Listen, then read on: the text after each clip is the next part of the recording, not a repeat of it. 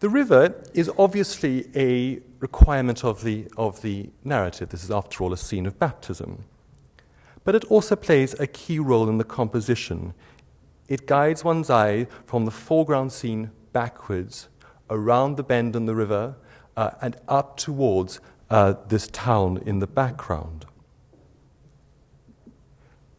Piero was evidently keen that the viewer arrive at this point because he's provided another route there via the charged space between Christ and the tree, where one's eye jumps by step, as it were, up these various tree stumps and enters the town by this long road. Scholars have long been divided over whether this town actually represents Piero's birthplace and home, Borgo San Sepolcro, with some arguing that it is insufficiently accurate to be so, as if the goal of Renaissance painting was to achieve a type of mimetic exactness akin to photography.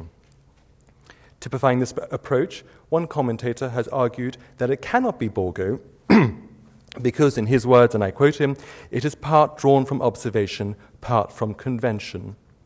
But this is precisely what characterized early Renaissance landscape or cityscape depiction. Considered in light of the expectations that I sketched out at the beginning of this talk, it seems to me that the small walled town is undoubtedly meant to evoke Borgo.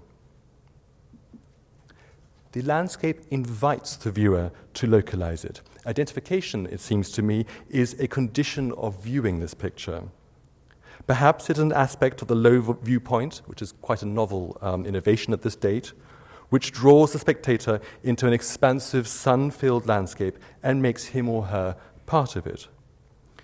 Michael Baxendale has described commensurazione, commensuration if you like, as an aspect of Piero's art, a kind of proportion in which one thing is related to another.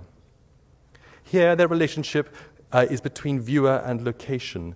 The scale of one, if you like, is commensurate on the other. Of course, Piero also particularizes the landscape in far more tangible ways. He closely reproduces the town's geographic situation and several of its urban features.